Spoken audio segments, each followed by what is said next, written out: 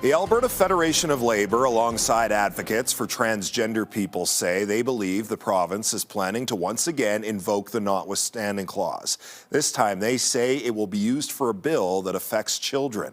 CTV's Brendan Purdy joins us in studio now with the latest. So, Brendan, this is tied to Bill 9, which hasn't been tabled yet. What can you tell us about it? Well, Matt, not a whole lot. The legislature's public order paper indicates that Bill 9 is scheduled to be tabled this week by Justice Minister Mickey Amery. It's titled the Protecting Alberta's Children Statutes and Amendment Act.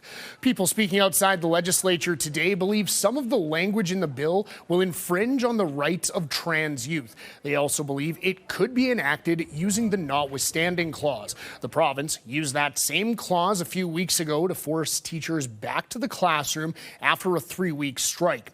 In September, the Canadian Press obtained an internal provincial memo showing Premier Danielle Smith directing officials to invoke the Charter's notwithstanding clause to amend 3 laws that affect transgender people. By using the notwithstanding clause, the UCP is basically cutting the courts out of the equation, and that's cutting a big part of our democracy out of the equation.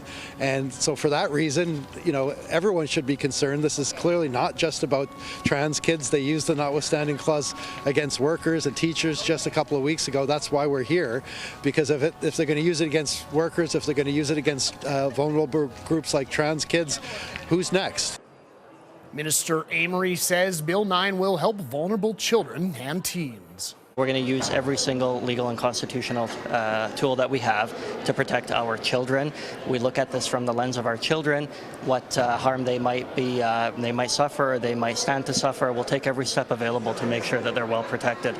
2 laws are currently in effect. One involves the use of pronouns in schools, while the other bans trans athletes 12 and older from competing in female leagues. The province's other law, prohibiting doctors from providing gender-affirming treatment for trans people under 16, is currently before the courts.